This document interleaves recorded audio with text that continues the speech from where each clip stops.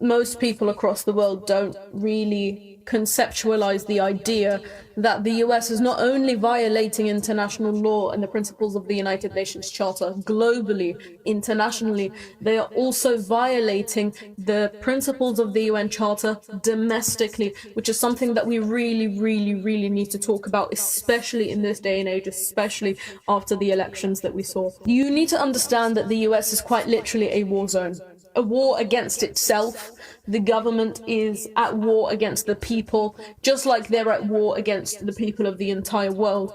And something that highlights this a lot is the numbers of the people, the amount of people being killed on a daily basis. I mean, 117 people are murdered in the United States of America every single day on average, just by gun violence. 117 people in a population with 300 million. What's another country with a population around 300 million? Oh, it's Indonesia. How many people killed there on a daily basis in 2022? 2 people on average. 2 people on average killed every day, in comparison to 117 killed just through gun violence in the United States of America absolutely every single day.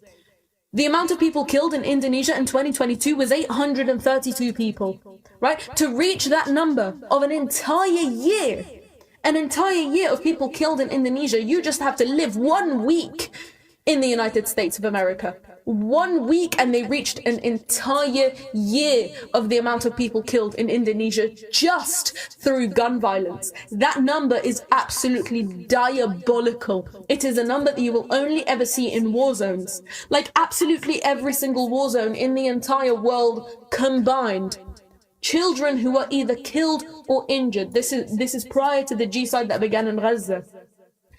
There are 27 children who are either injured or killed in every single war zone combined worldwide. In the US, do you want to give it a guess? Does anyone want to give me a number of children who are either injured or killed just through gun violence on a daily basis in the United States of America? Can anyone put down a number in there? Do you think it's gonna come close to absolutely every single war zone combined? Because it is. In the world, it's 27, all of them combined. In the US alone, it's 23. They're both in the 20s, and one of them is just through gun violence and just in the United States of America. So the government is failing to safeguard their own people. This is absolute insanity. This is not normal in any way, shape or form. And you think it's normal to hear gunshots, it's not. You think it's normal for a school to be shot up, it's not. You think it's normal for children to be killed, 23 children to be injured or killed absolutely every single day in one single country that is not technically at war. It's not normal. I mentioned that in Indonesia, it was 832 people killed in 2022. And in the US, it was 21,593. That is more than 20,000 more people who were killed just through gun violence in the United States of America. In 2023, it was more than 40,000 people killed. And talking about 2023, let's talk about police violence against the people of the United States of America, because those are not police. They are a domestic military. Because they kill more people every single day in their own country than the amount of people killed on a daily basis in Indonesia. In 2023, 1,163 people were murdered by the police. That's more than every single person killed in Indonesia combined, by around 300 people.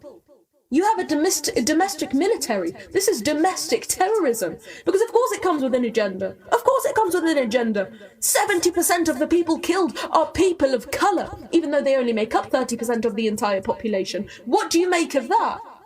70% of every single person killed by the police in 2023 was a person of colour. And we've seen how that happens. We've seen it on cameras. We've seen it with George Floyd. We've seen it with so many other people of colour who were instantly villainized by the police, seen as a threat even when they are not. And they are killed by this domestic military that the government uses to kill its own people. Therefore, it is at war with their own civilians. Again, another violation. Right? Not only are they failing to safeguard their population, they are also instigating and causing the deaths the murders of their own people.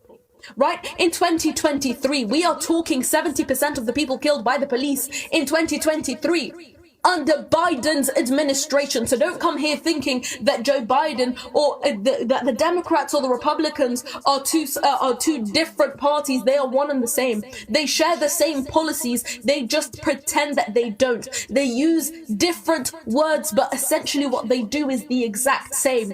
As you can see, absolutely every single violation that they've committed across the entire world has been under their Democratic Party and their Republican Party. It's been under both of them. And the same policies have occurred. We have seen them use the same policies no matter what side you're on. No matter if you're a Democrat or Republican, you are going to be faced with the same policies, both internationally and domestically. They are going to be acting in the same way, and that's why the entire system needs to be changed. That's why they need to be removed and sanctioned. That's why they need to be held accountable, because the amount of people being killed in the United States of America just by the police, who are literal war criminals because they are the military of the United States of America. That number is insane. Those police officers should not be tried in courts in the United States of America. They should not be tried in the Supreme Court. They should be tried in the ICC because they are committing war crimes against their own people on a daily basis. 3 people killed by the police every single day does not make any sense. And let's talk about the fact that the US has 300 million people, right? They make up, what is it, like 3% of the entire world, right? Why is it that they make up 25% of absolutely every single prisoner in the entire world? They're in the United States of America.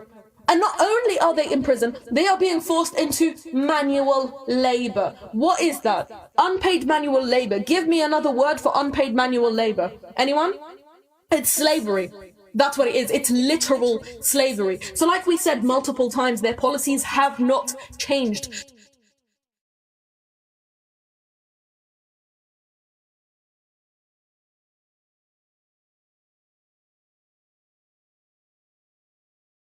No matter what government you have, no matter what party you have, no matter what century you're in, they will be practicing the exact same policies over and over again, murdering innocent civilians in their own countries, murdering indigenous people in their own countries. You should see what they're doing to the indigenous people right now. They're still being forced into reservations. They are still going missing and being murdered with no accountability whatsoever, because they do not care about the indigenous, they do not care about the people of color, they do not care about their own civilians, they do not care about the entire world. What it's doing is they want to pump up the OCGFC, the MIC, the military industrial complex. They want to fuel money into that so they can put money in their own pockets so that they can get more power. That's all it's been about. And they found out that the fastest way to make power now, the fastest way to make money now, is to take human lives, and that's what they've been doing the entire time. This is all in violation of the principles of the United Nations Charter. This is all in violation of international law, of the Convention on the Elimination of all forms of discrimination. This is all in violations of many, many, many different things that are supposed to be upheld across the entire world to keep peace and security, and that peace and security will never be upheld so long as the US is a hegemon, so long as the US is exceptional across the entire world. They don't have to do what anybody else does, and that's why we're seeing the exact same thing coming from so-called Israel, because Israel is a geopolitical project created by the West for the West. We know that Israel would not be able to do anything without the backing of the United States of America, and that's why they are doing the exact same thing as the United States of America, killing the indigenous people, saying that white is right, and sterilizing black women. The US has violated international law and the principles of the United Nations Charter more times than you can count. Just the things that we have mentioned are enough to prove that they have persistently violated the principles of the United Nations Charter, and therefore Article 6 can be invoked against them.